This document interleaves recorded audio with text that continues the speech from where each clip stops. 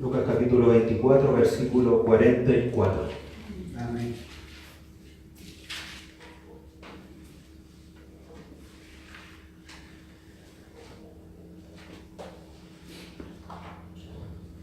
Dice, y les dijo, estas son las palabras que os hablé, estando aún con vosotros, que era necesario que se cumpliese todo lo que está escrito de mí en la ley de Moisés, en los profetas y en los salmos. Semana pasada estuvimos aprendiendo con respecto a la Biblia en general y lo importante que es que nosotros que estamos en el conocimiento de la palabra de Dios, porque es a través de ella que nosotros vamos a tener los fundamentos, como conocer, si yo vivo en un terreno y había una casa pero solamente queda la base, tengo que conocerla, dónde termina, si es cuadrada, triangular, es redonda, para poder yo programarme y seguir edificando o levantar mi futura casa. En términos espirituales es algo similar. ¿Cómo voy a yo sobreedificarme espiritualmente si no conozco la base que Dios dejó establecida por medio de su Hijo como piedra angular y por medio de los profetas, apóstoles, en su palabra como fundamento completo? Entonces, en ese sentido es sumamente importante que nosotros crezcamos en el conocimiento de ese fundamento y también que nosotros nos llenemos de ese conocimiento, que abundemos en nuestros corazones de ese conocimiento que es importante, porque a través de él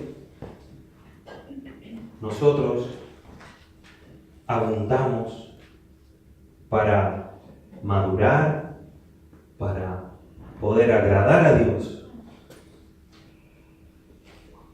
Si yo no sé que a Germán no le gustan los porotos, mañana lo voy a traer así una olla de poroto, el más contento va a ser el Snyder. Ahora, si yo sé que a Germán le gustan los fideos, le traigo así una olla de fideos. Si lo llamo a un terreno espiritual, si yo sé que a Dios no le agrada algo, no lo hago. ¿Cómo es la manera que yo sé que algo a Dios no le agrada? Porque lo dejo aquí. Entonces es importante que conozcamos la palabra de Dios. Y vimos algunas cosas importantes con el tema de la revelación de parte de Dios hacia nosotros. En el tiempo antiguo, como dice Hebreo 1:1, habló de muchas maneras y de muchas formas. Pero en este tiempo a nosotros nos habla por medio de su Hijo. Su Hijo obviamente mostrado a través de la palabra de Dios. La Biblia llegó a nosotros a través de la tradición hablada, tradición escrita, y en ese sentido nosotros tenemos que tener mucha fe de que lo que tenemos es lo que Dios quiere que tengamos hoy día. Hay muchos escritos, por ejemplo, la Biblia católica tiene 7 libros más, hay otros tantos que muchos dicen, ¿y por qué no está ahí? Hay un tal Evangelio de Pedro, hablando del Nuevo Testamento. Hay cartas en el Nuevo Testamento que se nombran, por ejemplo en Corintios hay una carta extra, hay una tercera carta, incluso no solamente de Pablo a la iglesia de Corinto, sino que de Corinto a Pablo, y esa no la tenemos, pero es porque nos han sido inspiradas. No quiere decir que no hayan dicho alguna verdad, que no hayan sido verdaderas, pero no fueron inspiradas por Dios, reflejando lo que Dios quería que nosotros en esta época supiésemos de Él, para conducirnos nosotros. Entonces en ese sentido nosotros tenemos que tener claro que lo que nosotros tenemos es el canon que Dios ha dejado establecido. No es antojadizo, y eso tiene que ver netamente con nuestra fe. ¿Cuánto confiamos nosotros en la palabra de Dios? Y eso, como lo vamos a comentar, difícilmente se lo vamos a poder explicar a alguien que no es nacido de nuevo, que no es espiritual, porque siempre va a tener el pero, ahí en la punta de la lengua, como decimos. Pero, ¿y cómo esto de acá? Que la fecha no concuerda. Bueno, hay que tener fe. Y no es porque la Biblia esté equivocada, porque la Biblia es exacta. En la medida que uno va aprendiendo de ella, dice, sí, en realidad. Porque uno puede leer muchas veces, pero aquí dice una cosa y acá dice otra. pero de repente lo que nosotros tenemos que tener claro es que la palabra de Dios es sin errores en sus escritos originales. Por eso es importante para los que nos dedicamos al estudio profundo para poder predicar, saber griego, saber hebreo. Porque podemos ir a los textos originales y decir, esto es así. Porque si solo nos basamos en esta traducción, la Reina Valera del 60, podemos encontrar muchos errores. Pero tiene que ver con la traducción, tiene que ver con la cultura de esa época, con el lenguaje que no es el mismo que ocupamos hoy día, entre otras cosas. Pero en términos generales nosotros tenemos que confiar en lo que Dios nos ha dejado, en su revelación especial. La revelación general, como vemos en Romanos, es todo lo creado. La conciencia nos dice que hay un Dios, un ser superior. Pero su revelación especial, que es a nosotros, la palabra de Dios, nos muestra todo lo que Él es. Y vamos, a la medida que avancemos en los estudios del fundamento de la fe, vamos a ver la obra de Cristo, vamos a ver los atributos de Dios, y vamos a ir conociendo los fundamentos de lo que nosotros creemos.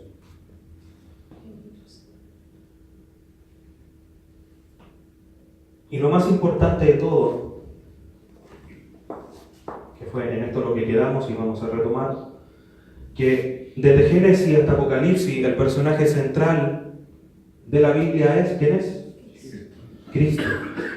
No es el hombre, es Cristo.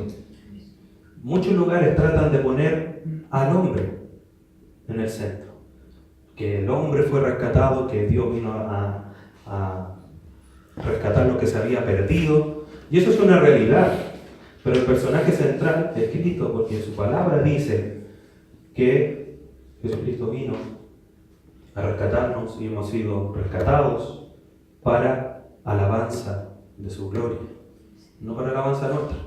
Cuando lleguemos al cielo no vamos a estar nosotros como hombres, como humanidad, y Dios ahí, por fin lo pude rescatar. No, vamos a llegar arriba y vamos a adorarle a Él. Entonces, el personaje central es Cristo. Y veíamos un pasaje justamente aquí en Lucas, en el mismo capítulo que leímos al inicio, en el versículo 27. Estos personajes que iban camino a Maús muy tristes, porque se había ido el Mesías, el gran maestro, y se le aparece un varón y dice, ¿por qué están tristes? Y dice, no saben lo que pasó con el maestro. Entonces cuenta la historia que relata Lucas en su evangelio.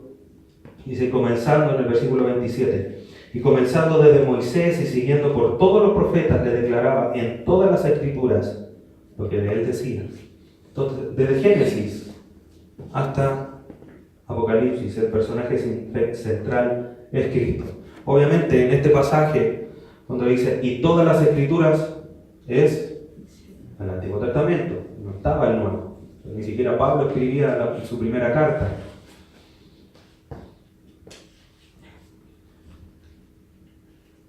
Por lo tanto, nosotros siempre tenemos que ser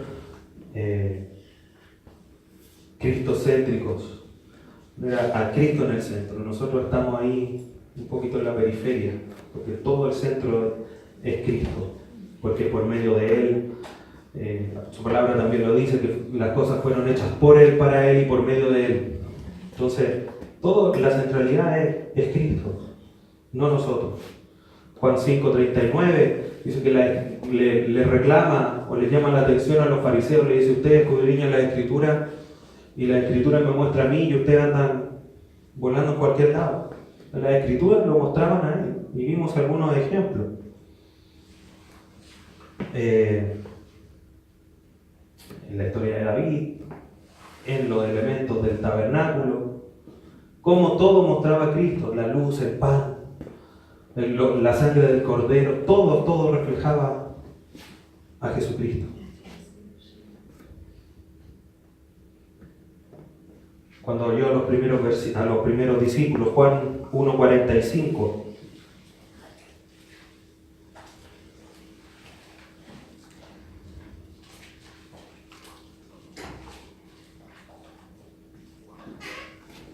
entender un poquito el contexto. Jesucristo, después de llamar a los primeros discípulos, versículo 43 dice, el siguiente día Quiso Jesús ir a Galilea y halló a Felipe y le dijo, sígueme. Y Felipe era de Bethsaida y la ciudad de Andrés y Pedro. Felipe halló a Natanael y le dijo, hemos hallado a aquel de quien escribió Moisés en la ley, así como a los profetas, a Jesús, el hijo de José de Nazaret. Entonces, Felipe había entendido, vio a Jesucristo y entendió que el que estaba al frente de él era el que había dicho Moisés, el que había dicho Daniel, Ezequiel, Jeremías, los salmos, todo apuntaban a él. Y él lo identificó porque sabía las escrituras. Entonces hoy día nosotros miramos las escrituras y vemos algo y decimos, sí, ahí está escrito.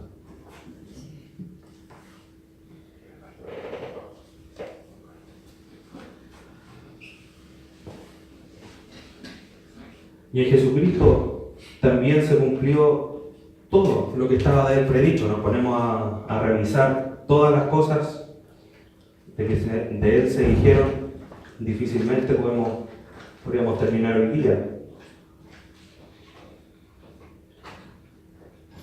Pero a lo largo de las Escrituras se fue cumpliendo todo lo que el Antiguo Testamento decía de Cristo.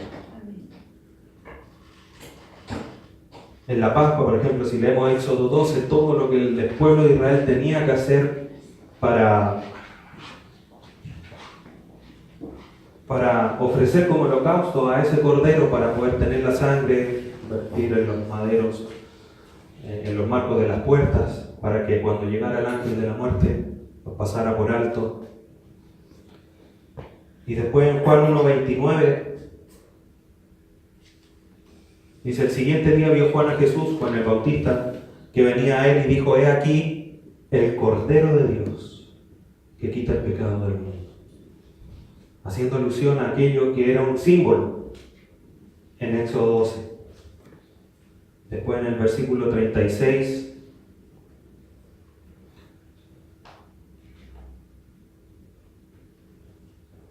palabras similares, y mirando a Jesús que andaba por allí, dijo, he aquí el Cordero de Dios. La crucifixión de Cristo en Isaías 53, versículo 4.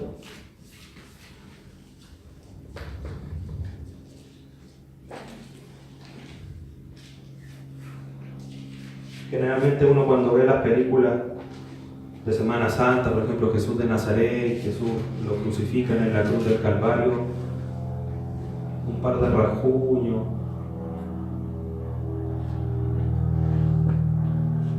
eso no fue nada con lo que realmente le sucedió a Jesucristo. Y yo creo que una de las películas que me hace hacer, que no es que esté haciendo propaganda, es La Última Pasión La Pasión de Cristo. Esa película se acerca más a lo que realmente le pasó a Jesucristo. Verla, si alguien puede ver el pedazo sin mirar para atrás, yo todavía no puedo. Pero en Isaías 53 es claro.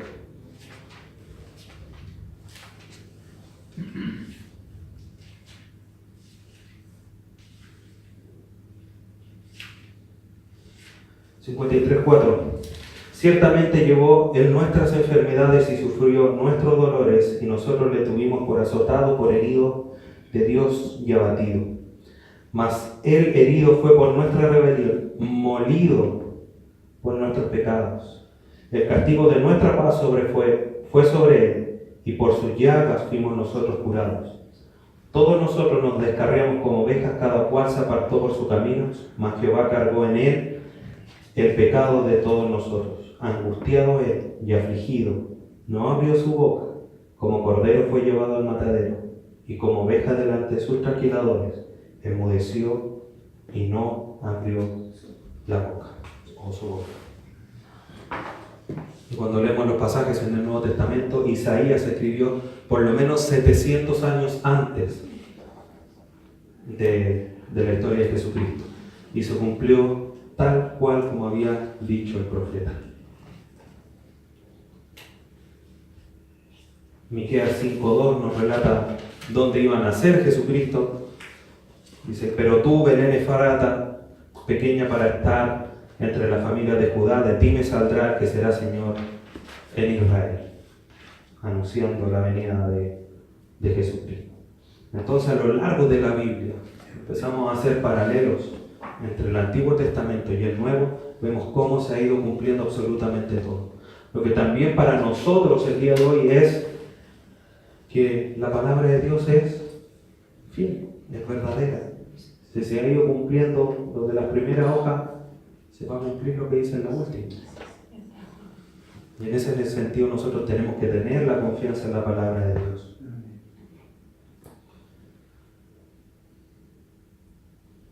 Vimos lo que era revelación y lo que era la inspiración.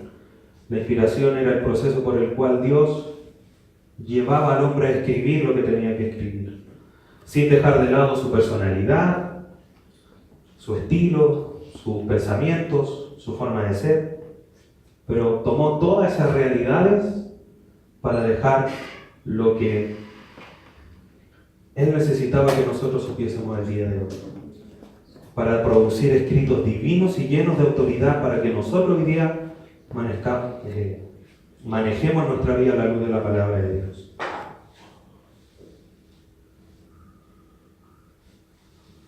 Y en ese sentido, ¿cómo nosotros sabemos que la palabra de Dios es la palabra de Dios? Primero, porque la palabra de Dios lo dice. Y esto es algo que mucho se discute. Dice, no, que un gran científico, un gran físico dice que... Ya, pero ¿quién le dice? No, pero es que él lo dice. Pero cuando uno llega, dice, pero esta dice que es la palabra de Dios. Ah, pero sí, es fácil. Pero el mismo argumento. Porque ese tiene peso y el mío no. Tiene que ver con el tema que conversábamos recién, de que cuando alguien no es nacido de nuevo no va a poder confiar en lo que Dios dice. En el momento que nace de nuevo, esto se convierte en verdad absoluta.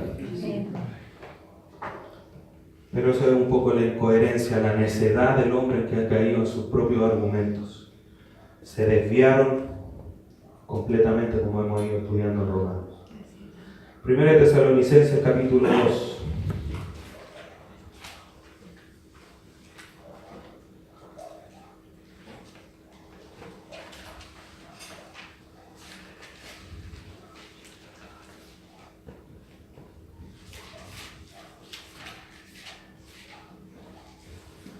Dice, por lo cual también nosotros, 2 Tesalonicenses 2.13, pero no, 1 Tesalonicenses 2.13.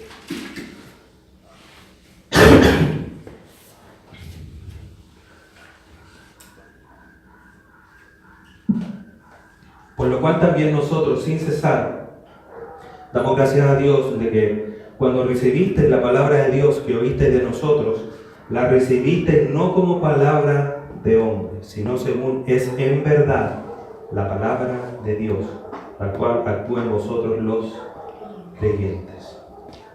Los de Tesalónica recibieron la palabra del apóstol, o la carta del apóstol, no como la carta del apóstol, sino como palabra de Dios. A través del Antiguo Testamento, los distintos hombres hablaron de parte de Dios. Dios dijo, Dios dice, sobre todo en los profetas uno lo ve mucho, estas frases que se repiten frecuentemente, o esta es palabra de Dios o palabra del Señor. Por lo tanto, todo lo que nosotros tenemos escrito aquí es la palabra de Dios, en ese sentido, porque ella misma declara ser palabra de Dios. Según de Timoteo 3:16, un pasaje conocido, toda la escritura es inspirada por Dios.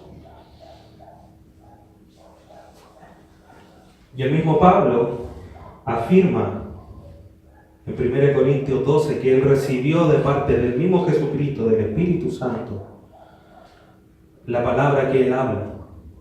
1 Corintios 2.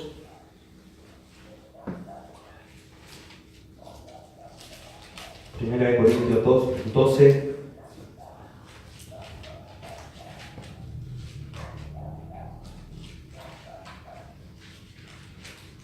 Y 13.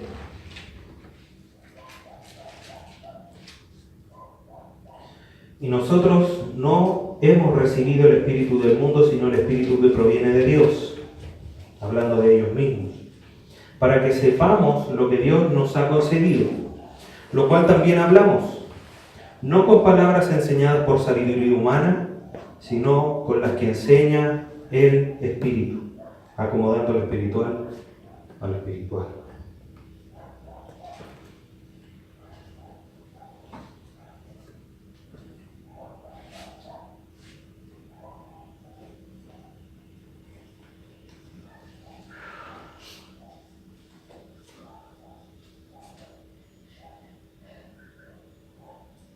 Segunda de Pedro 1:20.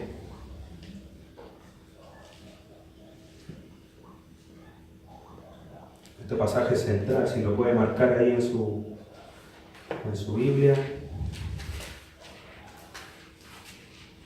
Segunda de Pedro 1, 20, 21.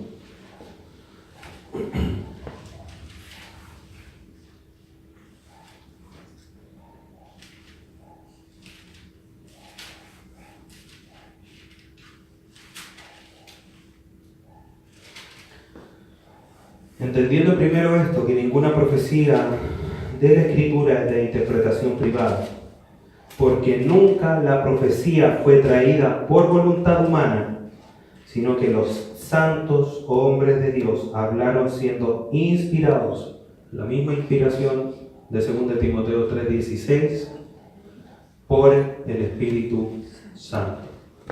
Segunda de Pedro 1, 20 y 21.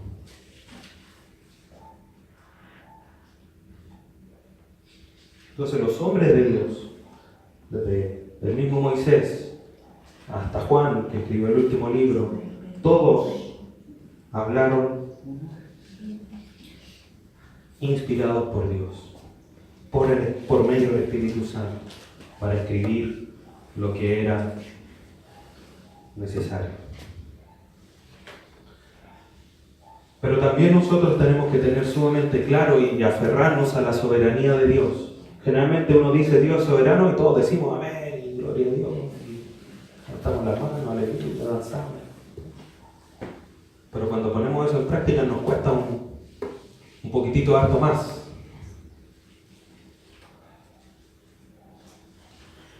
Pero miren lo que dice Isaías 46, 10.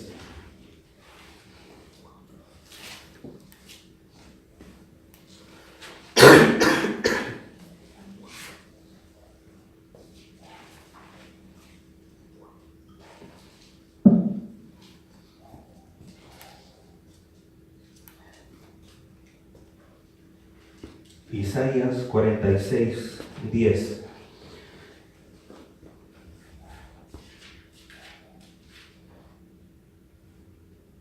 Aquí es el mismo Dios anunciando, hablando por medio del profeta. Dice, que anuncio lo por venir desde el principio, desde la antigüedad, lo que aún no era hecho.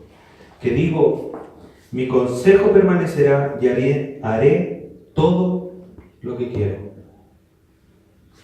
El consejo de Dios, si uno lee el Salmo 119, el consejo, los preceptos, estatutos, dichos, todos son sinónimos, todos apuntan a la palabra de Dios. O sea, aquí es casi como si dijese, mi palabra permanecerá, mis dichos permanecerán, y haré todo lo que quiero. Obviamente eso dentro de un contexto, uno podría decir, entonces si Dios quiere mentir, ¿va a mentir? No. No puede mentir. Va en contra de sus perfecciones, de sus atributos. Entonces,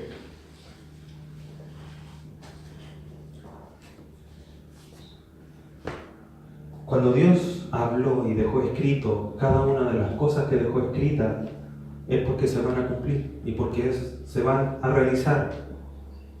Él mismo dijo, porque de cierto digo que hasta que pase el cielo y la tierra, ni una jota ni una tilde pasará de la ley hasta que todo se haya cumplido. La ley la cumplió Jesucristo completita, desde la letra más pequeña hasta el punto más grande o al revés. Ni una jota ni una tilde. tildes son los signos de puntuación. La J es la letra más pequeña del alfabeto hebreo. Entonces ni la letra más pequeña se dejó de cumplir. Con toda la ley. Entonces si cumplió toda la ley, uno lee la ley y dice, el hombre no la pudo cumplir. Por eso tuvo que venir Jesucristo a cumplir. ¿Cuánto más no va a cumplir el resto de las cosas?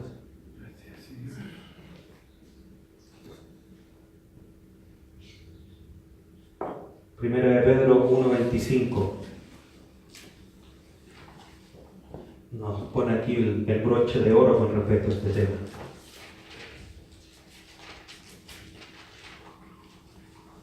Primera de Pedro 1:25.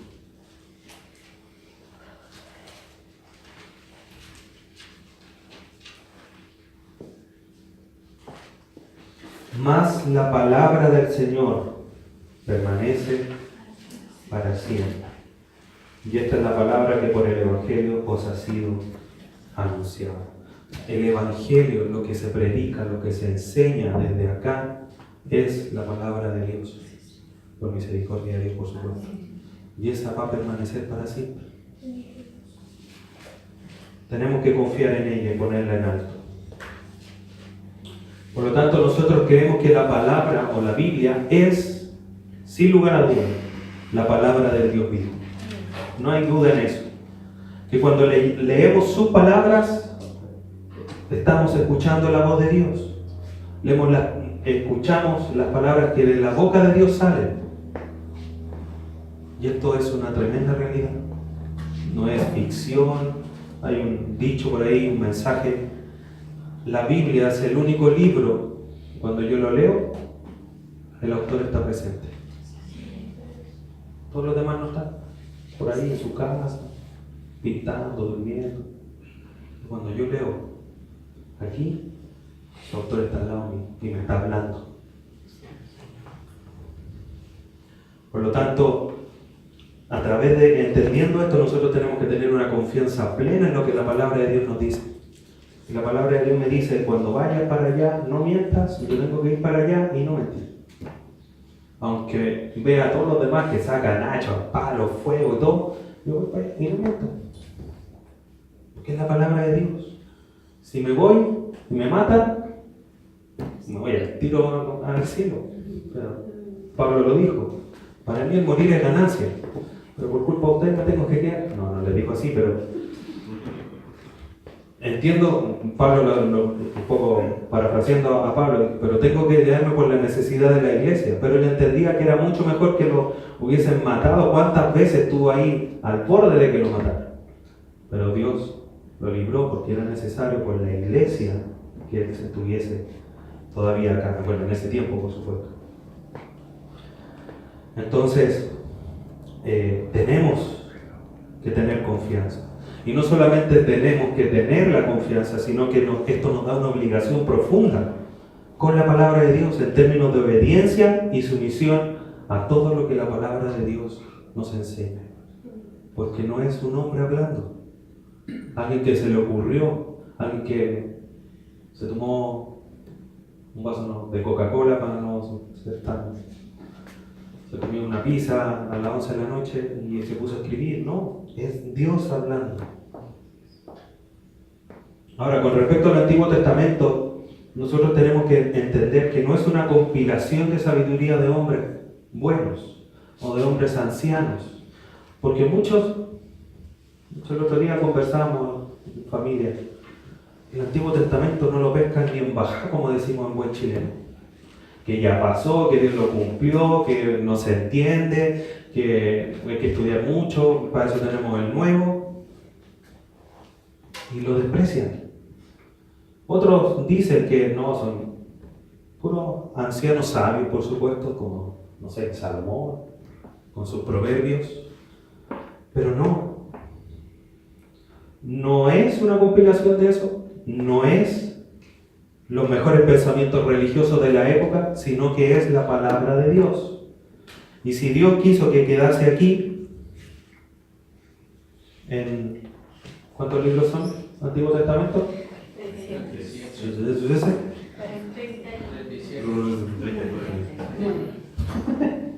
¿Quién da más? ¿Quién da más? ¿No? El mejor postor. 39. Lo de la galucha le gusta.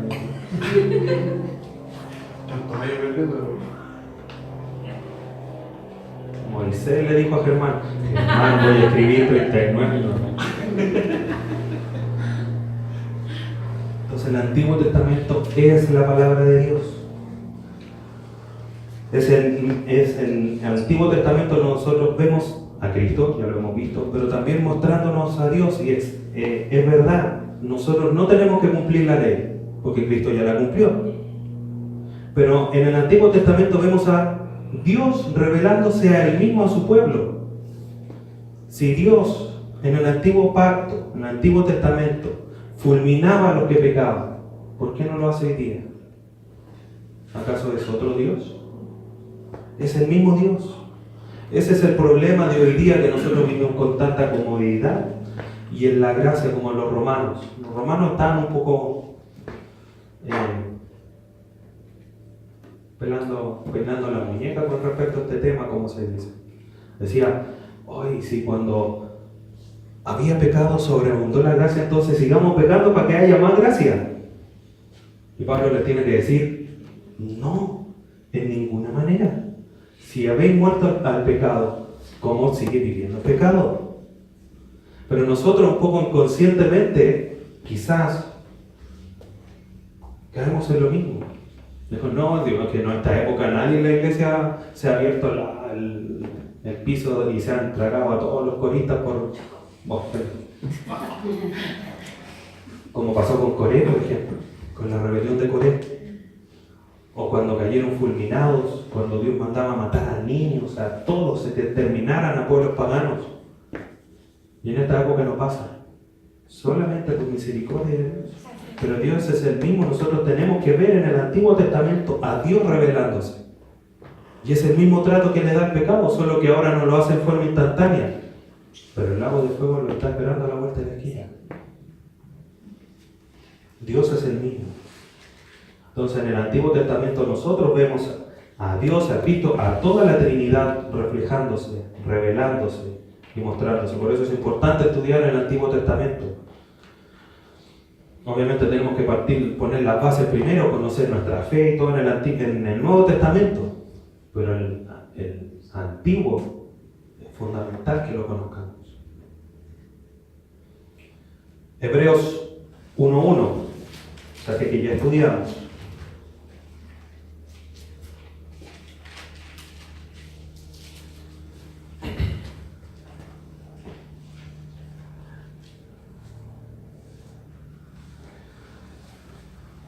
Dice, Dios habiendo hablado muchas veces, polítropos, muchas veces, y de muchas maneras, polímeros, en otro tiempo a los padres por los profetas. Nos tenemos que volver al Antiguo Testamento. ¿Cómo habló Dios? De muchas formas y muchas veces. ¿Cuánto tiempo transcurre entre la creación y el inicio de los 400 años de silencio? Los que tuvieron un panorama. 10.000. ¿Qué nada más? No,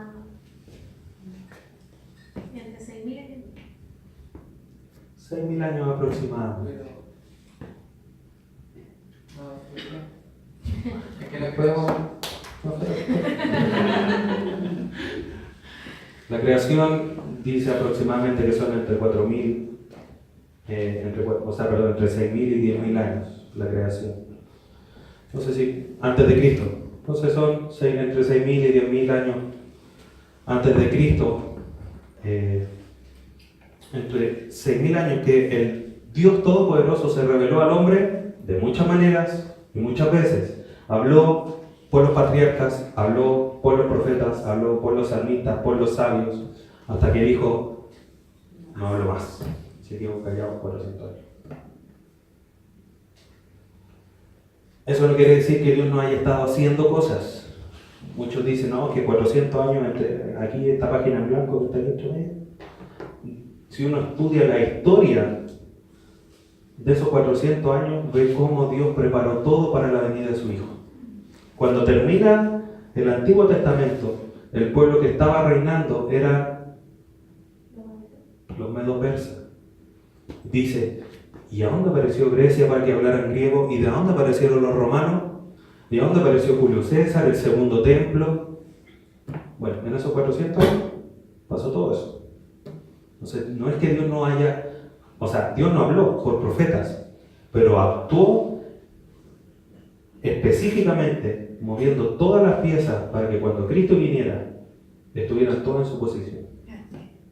Entonces, también en ese sentido hay que poner cuidado. Pero ahora, nosotros en esta época, Hebreos, ¿me perdió? Hebreos 1, versículo 2. En estos postreros días nos ha hablado por el Hijo, a quien constituyó el heredero de todo y por quien asimismo hizo el universo. En esta época a nosotros nos habla por medio de su Hijo. Entonces, decimos, ¿cómo Dios nos habla por su Hijo en esta época? Podríamos preguntarnos, ¿no es cierto? Y la respuesta es, los evangelios, ¿a quién nos muestran? A Cristo, hablándonos de su vida, de lo que él hizo, de lo que dijo, del sacrificio tan grande que vino a hacer por nosotros, pero como personaje principal él. Después viene de los evangelios Hechos. Y en Hechos es Dios hablando a través de la proclamación del mensaje de su Hijo. Vemos los primeros discursos de Pedro. Ustedes, los judíos, crucificaron a Jesucristo, aquel que era el Hijo de Dios. Se convirtieron 3.000, 5.000, así, por el poder del Espíritu Santo en Pedro. Y eso obviamente como implantando la iglesia en el libro de Hechos.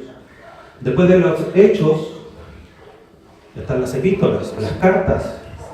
Y en las cartas es Dios hablando a través del entendimiento profundo del significado de la vida y ministerio de su Hijo. Jesucristo hizo esto para que ustedes entendieran que tienen que hacer esto. Jesucristo dijo esto porque ustedes tienen que hacer esto. Pablo, Pedro, Juan en sus cartas explican lo que Jesucristo nos dejó a nosotros como ejemplo en su vida para que nosotros lo hiciéramos. Por lo tanto, el personaje central de las cartas es Cristo, el Hijo de Dios. Y al final del Antiguo Testamento, Apocalipsis, que es la consumación de todo. Y ahí es Dios hablando mediante el regreso de su Hijo para la consumación de todo lo que había sido predicho a través de los profetas. Entonces, en esta época, Dios nos habla por medio de su Hijo. No en sueños, no en revelaciones, no en cosas sobrenaturales, por medio de su palabra. Aquí está su Hijo.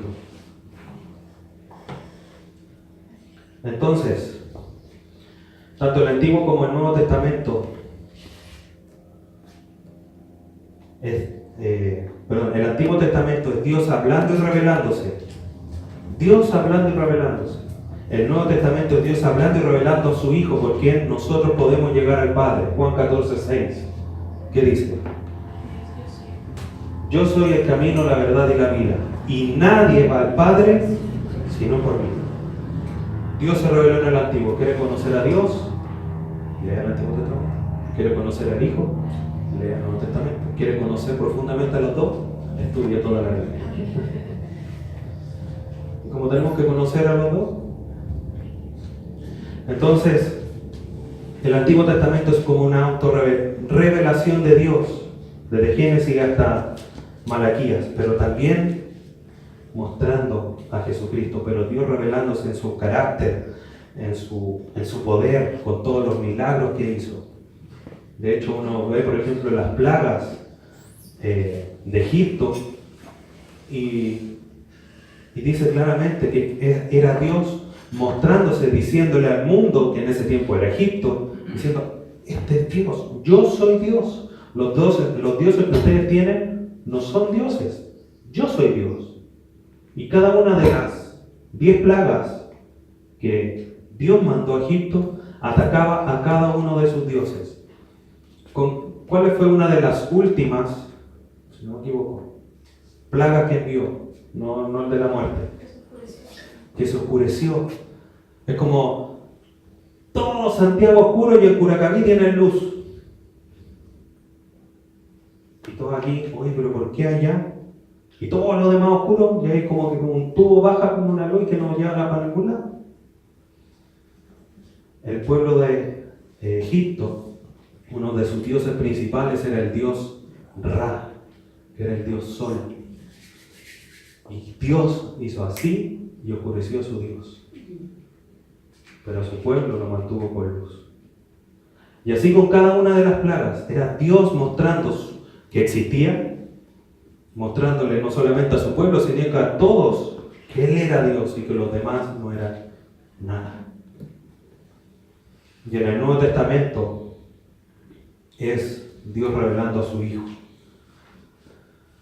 La culminación de todo lo que Dios había planeado desde la eternidad. Por lo tanto, tanto en el Antiguo como en el Nuevo es Dios hablándonos. En uno quizás más de Él, en el otro más de su Hijo, pero siempre el mensaje es para nosotros.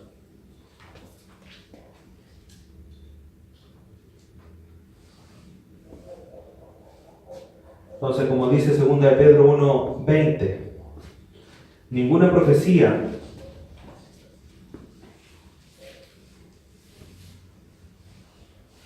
entendiendo primero esto, que ninguna profecía de la Escritura es de interpretación privada.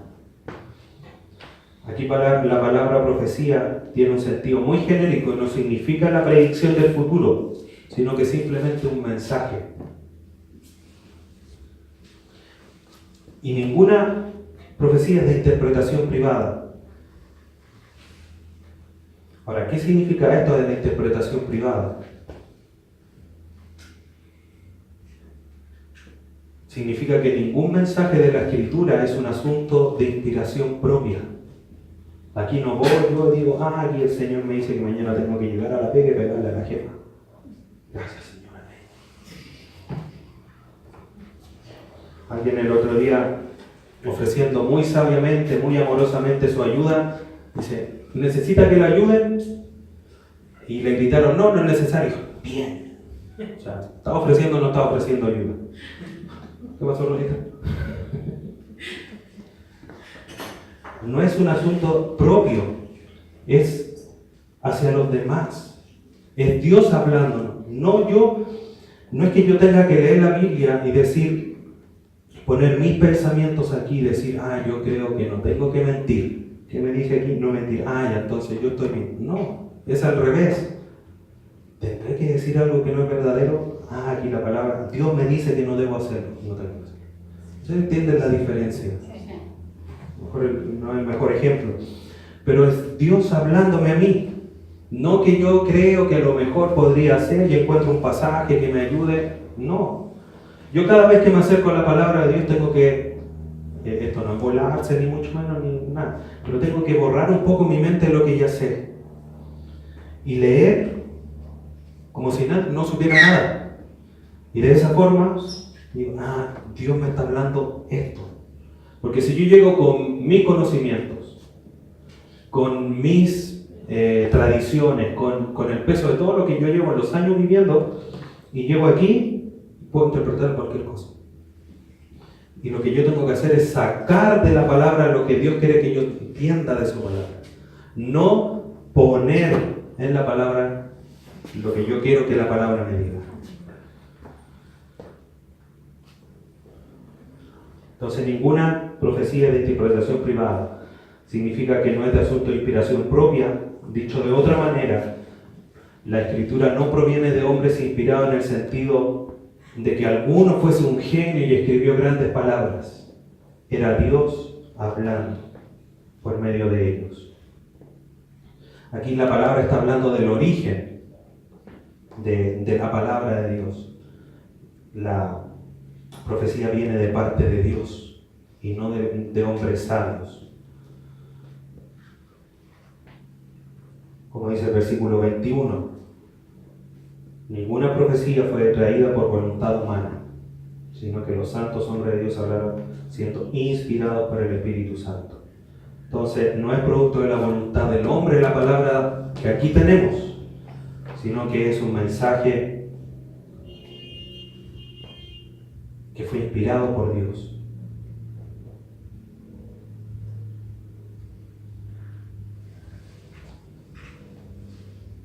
Si bien, porque ¿cuál es el argumento que muchos dicen?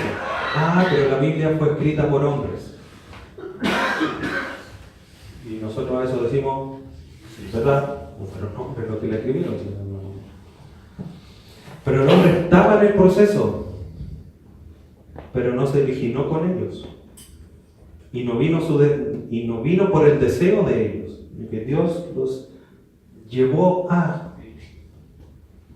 lo mejor si Pablo no hubiese estado preso, no hubiese escrito ni Filemón, no hubiese escrito Colosenses, ni Filipenses, porque hubiese agarrado un barco y hubiese ido a verlos.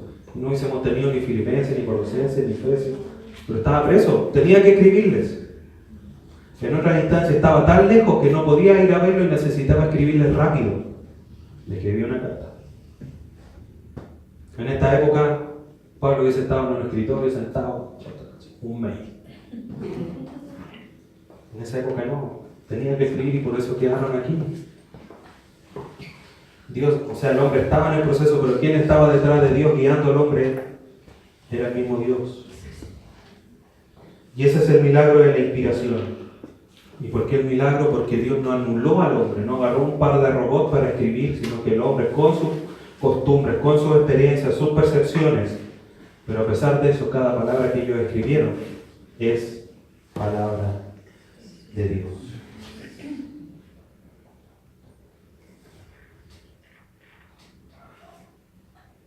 Como lo conversamos y lo acotamos, la Biblia no dice que los escritores fueron los inspirados, porque no es que Pablo estuviera hablando palabras inspiradas, sino que es la escritura la que es inspirada por Dios, no los hombres. A lo mejor parece un poco, si la palabra dice, toda la escritura es inspirada, pero muchos dicen que era Pablo, que fue Pedro, que eran hombres inspirados. No, lo que es inspirado es la palabra, no el hombre. Es la palabra la que ha sido inspirada. El hombre no tenía una habilidad sobrenatural que pudiese utilizar cuando él quería. Decimos, hoy día voy a escribir algo inspirado. No, era Dios tomándolo en el momento oportuno para que escribiese. Por lo tanto, eran inspirados solo cuando Dios les daba su palabra para que nosotros la tuviésemos el día de hoy. El resto hablaban de manera independiente de cualquier inspiración. Eso no quiere decir que no escribiesen verdad, que no escribiesen cosas que eran espirituales, que corregían con la autoridad que tenían de parte de Dios, sino que eran inspirados cuando escribían lo que Dios quería que quedase.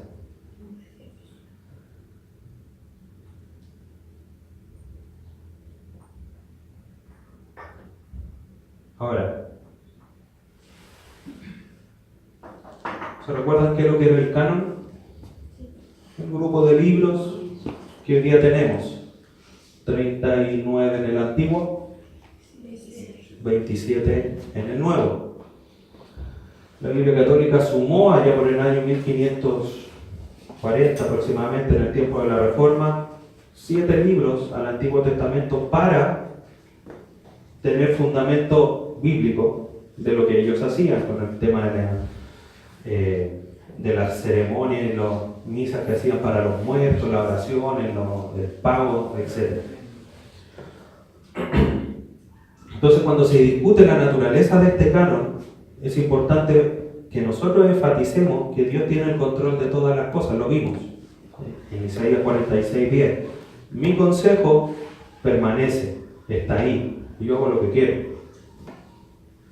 Entonces, Dios no solamente supervisó que cada libro, cada carta se escribiese, sino que también, sin lugar a duda, los reunió y los preservó, lo que Él inspiró y lo que hoy día nosotros tenemos. Como les decía, ¿por qué la carta de los Corintios no quedó aquí? Porque no era inspirada. Y Dios no quería que estuviese aquí. Nosotros tenemos que descansar. A lo mejor ahí decía, justo lo que yo necesitaba saber.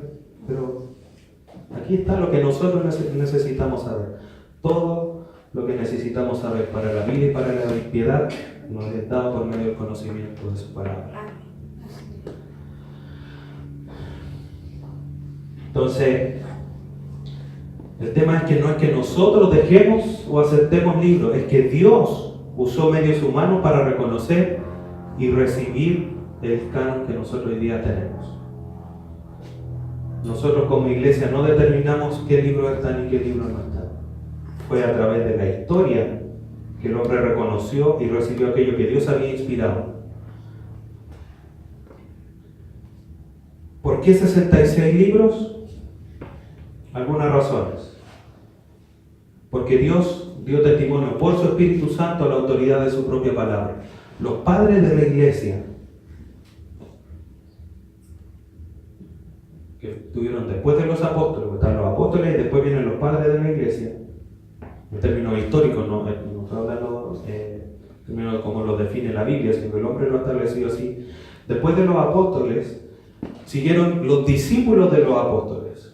Por ejemplo, Policarpo, Teófilo, hombres que estuvieron, por ejemplo, que fueron discípulos de Juan, y ellos reconocieron, por ejemplo, el libro de Lucas, que fue escrito cerca del 60 después de Cristo, el libro de Hechos también, Apocalipsis, estos mismos discípulos de Juan dijeron, no, este libro lo escribió Juan, yo lo vi cuando lo escribió, o reconozco las letras de mi maestro. Entonces, esos hombres se encargaron de decir y de reconocer por medio del Espíritu Santo qué cartas habían sido inspiradas por Dios. Segundo, tenía una autoría profética, como lo leímos aquí en 2 de Pedro. Toda profecía fue inspirada por Dios, o no traída por voluntad humana. Dios cuidó y preservó, obviamente, como lo comentábamos recién, de acuerdo a su propia voluntad.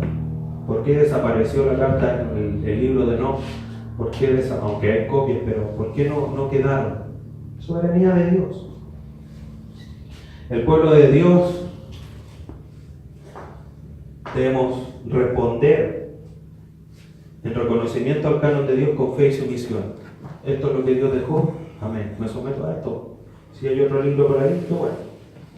Eso no quiere decir que esos libros no sean buenos como materia histórica. Por ejemplo, los libros católicos, Macabeo, Judí, Tobías, dan muchos datos históricos de eso. Por ejemplo, 400 años de silencio dan muchos datos históricos que nos ayudan a entender lo que pasó. Pero no lo voy a poner a la altura de lo que la palabra de Dios dice.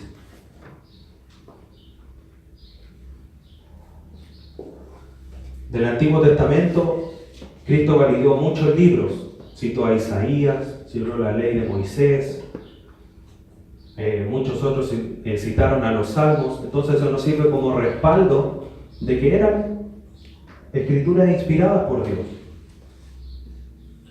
Y en el Nuevo Testamento, Pedro reconoció, por ejemplo, los escritos de Pablo como escrituras de parte de Dios. Segunda de Pedro 3:15.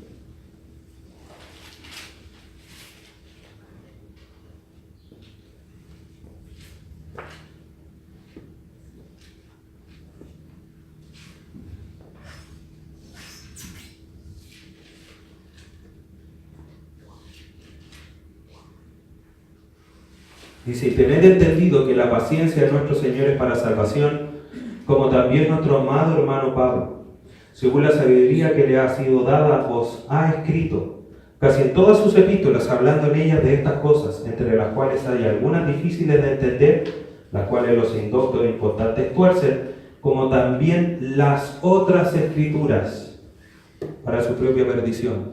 O sea, considera Pedro las escrituras de Pablo como escrituras de Dios. Por eso dice las otras escrituras.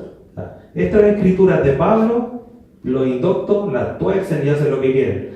Y las otras escrituras que están a la par de estas también hacen lo mismo.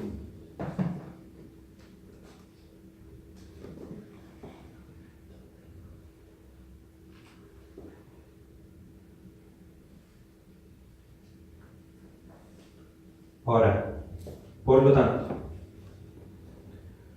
como lo comentamos, los creyentes no le podemos probar a los incrédulos que la Biblia es la palabra de Dios. Frente a todos estos argumentos, yo le digo, pero mira, si aquí dice, Pedro reconoce a Pablo, Jesucristo dice que Moisés escribió de él, etcétera, etcétera.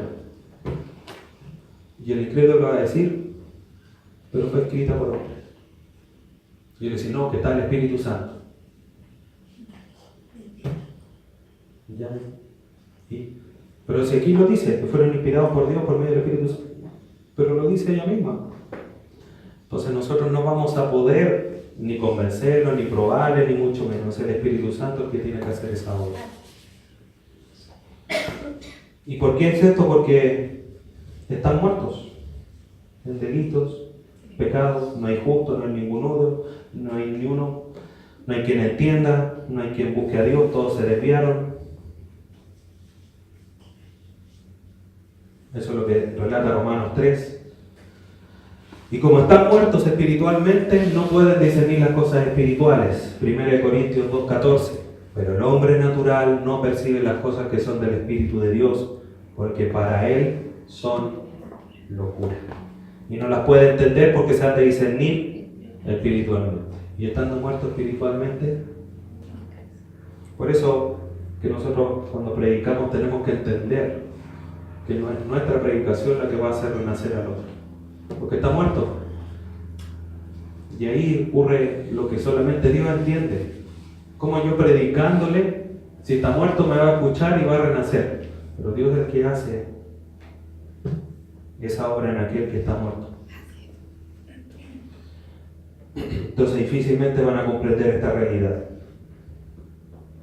Entonces lo que nosotros tenemos que hacer al incrédulo no es decir esta es la palabra de Dios, es decir lo que la palabra de Dios dice solamente, y confrontarlos con su realidad, con su pecado, obviamente con amor, con soberanía. No llegaban aquí, usted es manga pecador y sepulcro blanqueado. No, esa es la mejor forma, pero sí a la luz de la palabra, mostrarles cuál es su camino en el que va. Han violado la ley de Dios, han mentido, sí, todos mentimos. Niños, han robado, todos los machos, pequeños siempre. Y la moneda, que está el velador, todos. Los más grandes, ¿quién quizás no ha mirado con ojos lujuriosos a algún hombre, a alguna mujer? Todos en algún momento. Eso ya es adulterio en el corazón.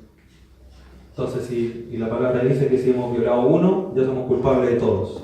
¿Cuál es el camino del que está condenado por la ley? El infierno. Y frente a eso no hay nada que hacer.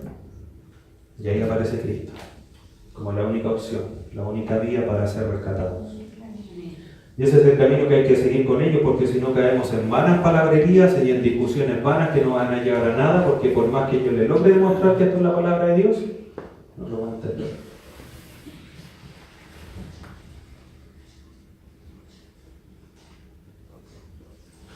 Entonces, algunas razones para ir terminando.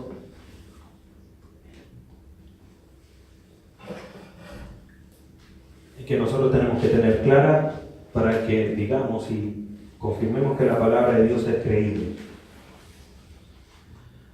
Hombres ordinarios escribieron la palabra de Dios.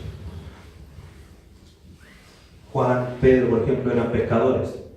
Moisés, ¿qué era Moisés? Un pastor. David también era un pastor. Entonces eran hombres comunes y silvestres. Mateo era un recaudador de impuestos, o sea, menospreciado por todos. Dios no usó ni a filósofos de la época, ni a los grandes entendidos, O sea, que ¿cómo es posible que hombres comunes y silvestres escribiesen 66 libros que no se contradicen ninguno con el otro? Tampoco eran todos de la misma. Uno era pescador, el otro tenía que ver con números, el otro tenía que ver no con peces, eran con ganados. Había otros que eran más importantes, como Salomón, que era un rey santo. Pero ninguno se contradijo con el otro. Segundo, la Biblia internamente es consistente por lo que les estoy comentando. No hay errores ni contradicciones, a pesar de que hay 30 y algo autores de la Biblia. Sino que además a eso tenemos que sumarle que la Biblia fue escrita en un periodo aproximadamente de 1600 años. ¿El primer escrito cuándo fue? ¿En qué año? En 1400. 1445 aproximadamente, cuando Moisés escribió el Pentateuco. El último libro se escribió aproximadamente en el año 100 después de Cristo, Apocalipsis. Por lo tanto, tenemos 1600 años de diferencia entre el primero y el último. Y aún así, a pesar de eso, más que son 30, 40 autores diferentes, en 3 idiomas distintos, Antiguo Testamento hebreo y arameo, Nuevo Testamento en griego, y aún así no tiene errores ni contradicciones. Y a lo largo de la historia, hombres se han opuesto no solamente a Dios, sino que han buscado desacreditar la palabra de Dios. Pero frente a estos argumentos, difícilmente pueden tener algo de peso. Ningún libro en relación a esto ha sido examinado más que la Biblia, porque es increíble. No hay ningún otro libro que haya sucedido esto, además que no hay ningún otro libro que se haya escrito con 66 tomos, por decirlo de alguna forma, en 1600 años. Los libros más grandes tendrán 66 tomos, porque se han escrito a lo largo de un año, la enciclopedia, por ejemplo. Pero aún así de repente tienen problemas. Pero a pesar de que ha sido examinada largamente, se sigue manteniendo firme. El libro más vendido, más traducido, pero también es más criticado. Y aún así, permanece en lo más alto. Y si es así, que Dios la sostiene. El libro de Dios, su palabra, es un libro poderoso y dinámico, que ha cambiado la vida de millones de personas. Y nosotros estamos ahí, en esos millones de millones. Convence al pueblo de Dios de pecado y la lleva por la senda de justicia. Ningún otro libro en la historia de la humanidad ha tenido más influencia que la Biblia en cambiar vidas. Y eso es uno de los fundamentos más importantes de que la palabra de la Biblia, que la Biblia es la palabra de Dios. Porque ningún otro libro ha cambiado vidas. Ninguno. Ni siquiera los libros de los psicólogos han mejorado tantas vidas como lo ha hecho la Biblia.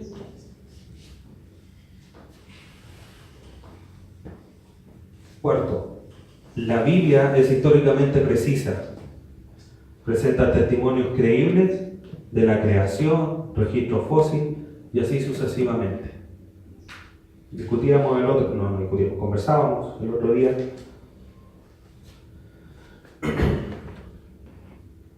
Yo digo que la palabra de Dios es suficiente. La respuesta es amén. Y muchos empiezan, por ejemplo, ¿cuál fue la esposa de Caín o de Abel? Y todos empezamos. Entonces sale alguien que dice que habían otros pueblos aparte de Adán y que con eso se casaron. Y nosotros decimos, ¿qué decimos a eso?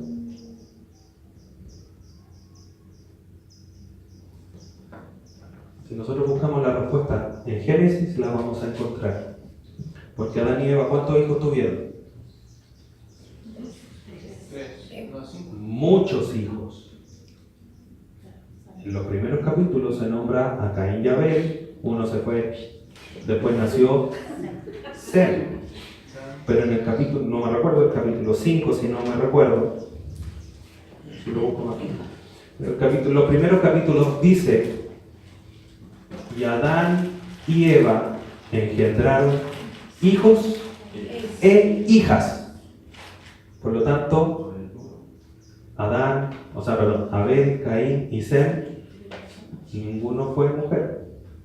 Pero sí dice, pasajes después, que tuvieron hijas. Y ahí está la cosa de ¿qué? ¿Por qué nosotros no podemos explicarlo de otra forma? Porque el hombre fue creado desde Adán y Eva, no había otro antes. No creó un Adán B por si acaso, este Adán me sale ahí y me va a tener un plan B. No. Entonces, en ese sentido, nosotros tenemos que ir tomando esas convicciones. Los dinosaurios existieron antes de la creación o después de la creación, o justo con la creación. Bueno, muchos dicen que antes de la creación y cuando vino después bajo un meteorito, dejó la escoba y ahí llegó Dios y dijo, oh, está todo desordenado y vacío, y empezó a ordenar la cuestión. No. ¿Por qué no? ¿Cuándo entró el pecado al mundo? Cuando el hombre pecó. Si hubiesen existido dinosaurios antes de Adán y murieron, Dios es un mentiroso.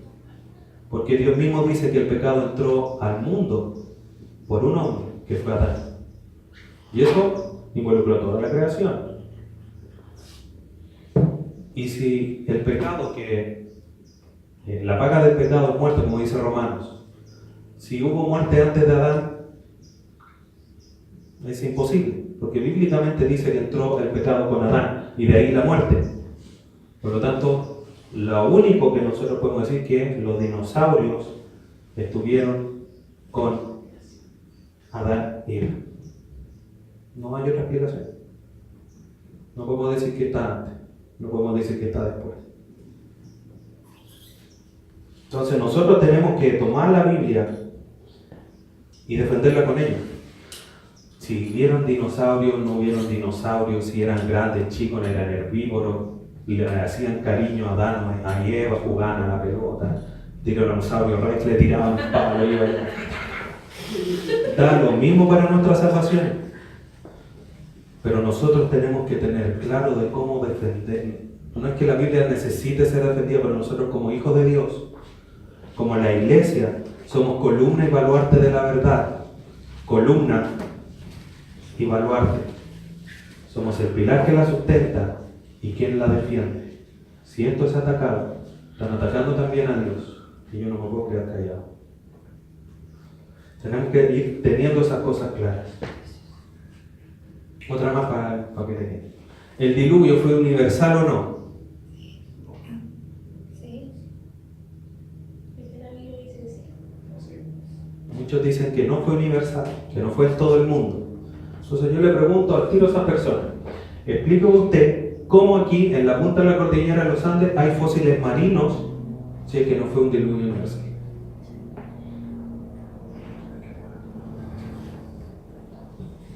Sí, ¿cómo llega el agua? Ya veo.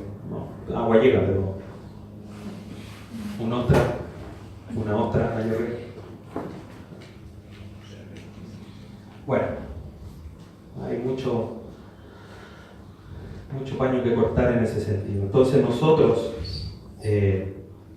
hoy día, más que nunca, tenemos que estar preparados.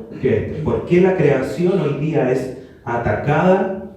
Porque si no hay alguien que creó, no hay alguien a quien darle cuentas. Y el hombre puede hacer lo que quiera. Entonces vea usted todo este movimiento homosexual, todo lo que quiere hacer, es decir, no hay creación. ¿Por qué no hay creación? Porque no hay un Dios. Y si no hay un Dios supremo que maneja todo, yo puedo hacer lo que dé la gana. Y si quiero ser mujer, puedo ser mujer. Si quiero ser medio mono, voy a hacerme demonio. Por eso, hoy día la creación es uno de los temas más atacados de la Biblia.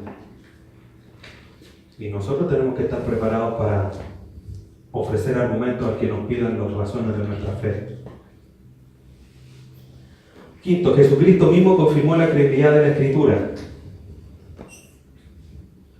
Citó a Jonás, citó el relato histórico de Sodoma y Gomorra, por poner algunos ejemplos. Y por supuesto, todas las profecías que se dieron, y que algunas las revisamos, no vamos a revisar más porque sería largo de hacer, pero el lugar donde Jesucristo iba a nacer, Miqueas dice que fue Belén, y en Lucas vemos que fue Belén, que iban a ser de una virgen. Isaías lo dijo, se cumplió en Mateo. Que iba a entrar triunfalmente en Jerusalén, Zacarías lo dijo. Juan relató el hecho cumplido. La crucifixión, como lo vimos ahí en Isaías 53, y todos los evangelios muestran cómo fue Jesucristo morido. Entonces, cada una de estas profecías y las que restan, que podríamos revisar, a nosotros nos ayudan para fortalecer nuestra convicción de la credibilidad de las Escrituras. Porque se han cumplido todas, o gran parte de lo que se ha dicho, se ha cumplido. Y dentro de ella misma, de Jesucristo se dijo, de Jesucristo se hizo. Se dijo de Israel, se cumplió en Israel. Y lo que quede por cumplir, ¿qué pasará? ¿Se cumplirá? Sin lugar a dudas. Por lo tanto, la profecía hecha acerca de los acontecimientos que tendrían lugar en cientos de años después se cumplieron. Jesucristo lo veíamos 700 años antes, Isaías hablando de la muerte de Jesucristo, 700 años después se cumplió así. La profecía de Daniel con respecto a las semanas, así se cumplieron. El día, la hora, todo que iba a ser crucificado Jesucristo. Eso ha demostrado que la Biblia es históricamente exacta. Que no fue que un profeta llegó y dijo, algún día, no como los de hoy día, que se levanta y dice, hoy va a terremotear en Chile. ¿Cuál es el chiste? Sí. Parece que Chile tiembla, parece. Como, mañana va a salir el sol. Sí, generalmente cuando hay día sale el sol. La Biblia es históricamente exacta. Y más importante que eso, la Biblia afirma ser la palabra de Dios y sin lugar a duda, la palabra de Dios tiene todas las características de ser la palabra de Dios por todo lo que nosotros ya hemos visto. Por lo tanto, tenemos que tomar esto y ponerlo en alto. Para terminar, a ver si lo encuentro.